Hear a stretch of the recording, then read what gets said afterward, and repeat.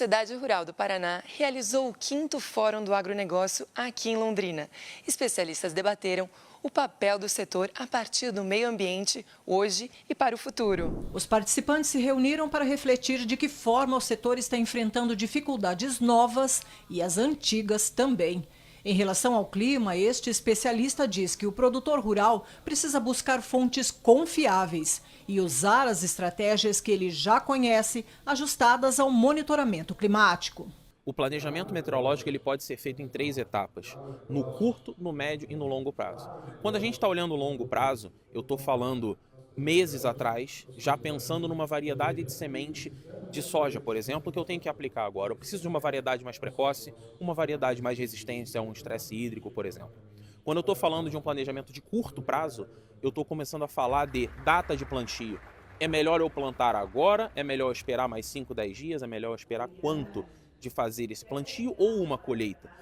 Muitas vezes a gente tem uma lavoura prestes a ser colhida, mas o produtor resolve esperar um pouquinho mais, vem uma chuva, naquele momento que a soja precisa estar seca, aquela chuva acaba atrapalhando uma colheita. Isso é o curto prazo. E o médio é uma operação agrícola, por exemplo, uma aplicação de um defensivo, às vezes uma irrigação, coisas de 1 semana, 2 semanas à frente. Então esse planejamento meteorológico ele pode ser feito dessa forma. Entre as várias tecnologias com proposta sustentável que a Embrapa oferta, os bioinsumos estão entre os que o produtor mais adota. Então hoje a Embrapa já oferece no mercado mais de 30 bioinsumos.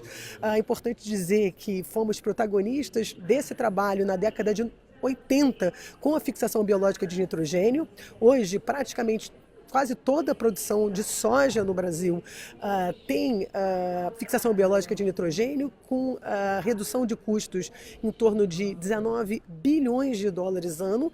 Quer dizer, ganha a economia e ganha o meio ambiente. No setor animal, o Brasil tem 160 milhões de hectares com pastagens. 100 milhões estão degradados. Os dados são do Ministério da Agricultura, que se propôs a reverter o problema em pelo menos 40 milhões de hectares. O principal programa do governo federal voltado à descarbonização do agronegócio tem 600 bilhões de reais para recuperar pastagens no Brasil. A ideia é que em pelo menos 10 anos esse recurso já esteja empregado, contribuindo inclusive para mitigar questões climáticas no país. E esse dinheiro está sendo captado lá externamente, dentro do país, obviamente, mas o grosso do dinheiro virá de fora. E a gente tem feito aí esse trabalho de rodar mais de 15 países no mundo até agora, exatamente para fazer, né, a venda dessa ideia, desse produto, e aí receber então os empréstimos para poder repassar a uma taxa de juro reduzida para o produtor rural. Primeiro foi o governo do Japão, a JICA, que é a Agência Japonesa de Cooperação, e a gente tem vários outros países aí interessados. A gente deve assinar durante as reuniões do G20 no Rio de Janeiro em novembro.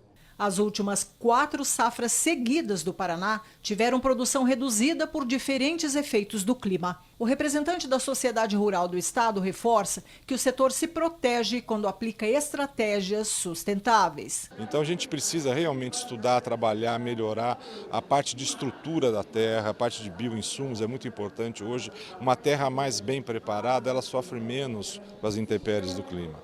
Então a gente atendendo, inclusive a ação desse fórum é justamente isso, atender o produtor rural, trazendo informação, trazendo a possibilidade de ele minimizar esses prejuízos. O fórum